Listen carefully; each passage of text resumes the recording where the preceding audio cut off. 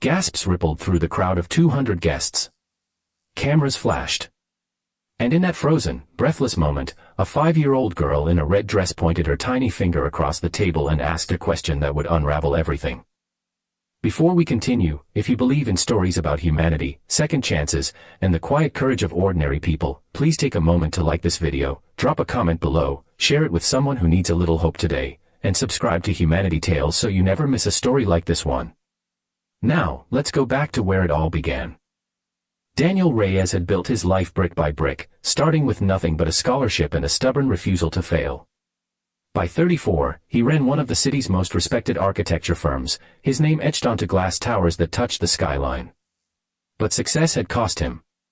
His marriage to Elena had ended 2 years earlier, not in screaming matches, but in silence, the kind of silence that fills a house when two people simply stop trying.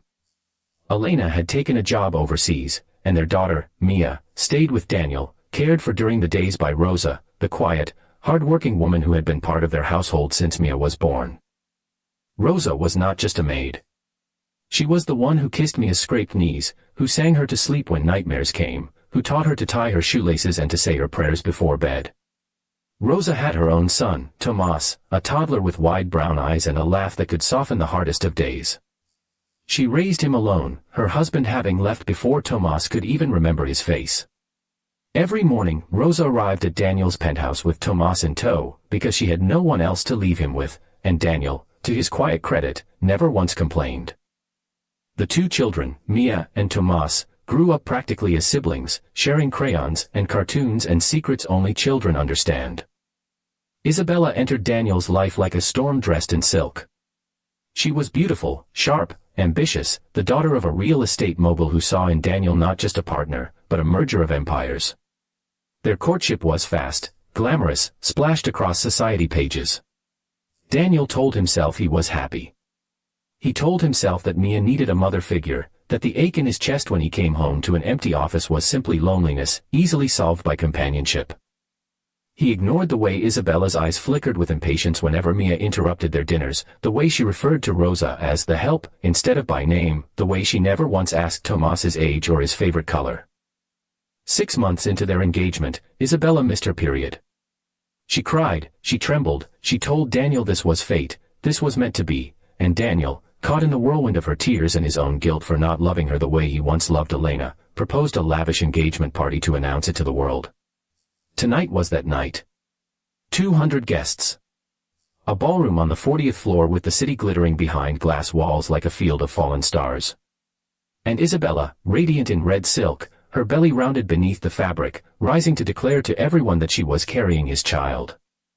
Daniel should have felt joy. Instead, he felt something colder, quieter, a suspicion he had buried for weeks, ever since he noticed Isabella wincing when she forgot and sat a certain way, ever since her doctor's appointments always seemed to happen when he was traveling, ever since a friend had casually mentioned seeing her at a clinic 3 towns over, the kind of clinic that specialized in things Daniel didn't want to name even in his own mind.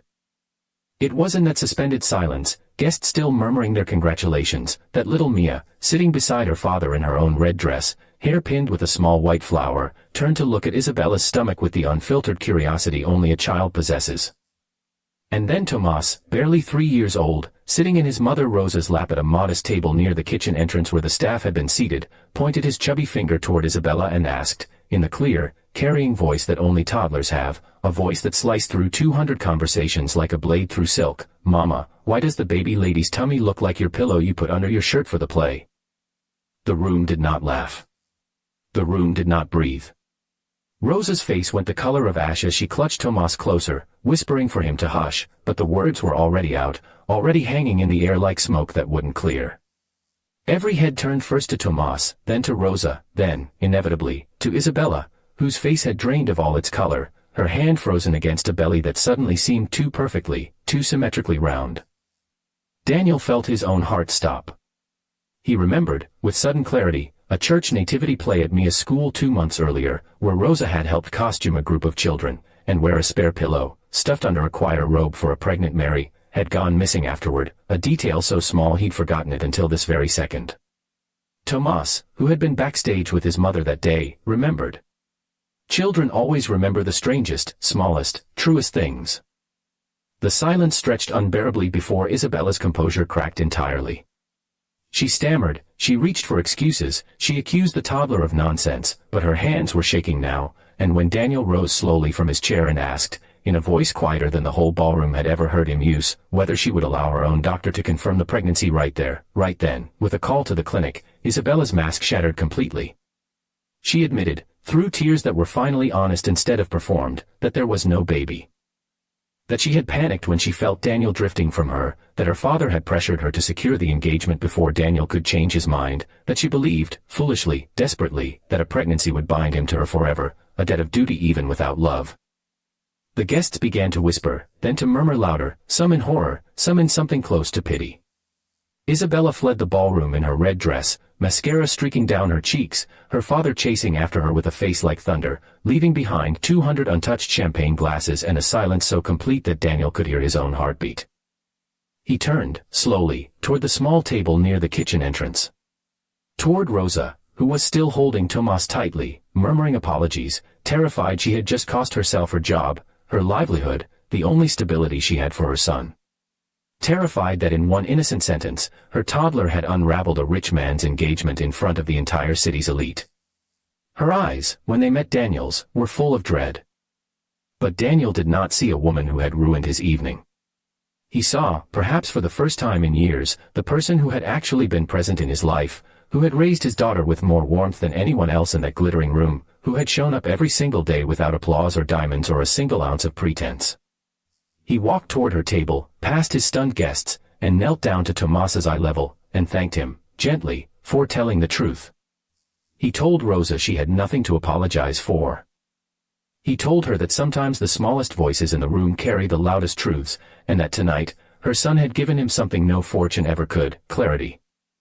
In the weeks that followed, the engagement was formally called off, quietly and without scandal beyond what had already unfolded in that ballroom.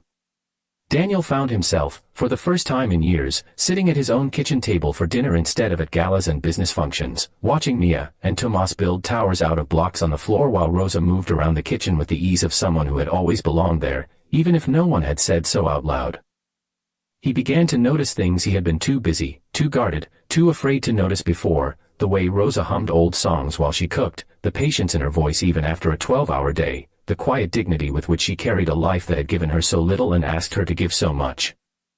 It did not happen overnight, and this is not a story about a fairy tale rescue, because Rosa never needed rescuing, she had already built a life of quiet strength on her own. But slowly, gently, over shared dinners and school pickups and evenings spent watching their children fall asleep tangled together on the living room rug, something real began to grow between Daniel and Rosa, not built on performance or pressure or a stuffed pillow beneath silk, but on years of small, unnoticed kindnesses finally being seen. If this story moved something in you, if it reminded you that truth often comes from the purest, smallest voices, and that the people who show up quietly every single day are sometimes the ones worth everything, please don't scroll away without leaving a like and sharing this story with someone who believes, like we do, in second chances. And before we go, we have a special request. We'd love for you to comment the word truth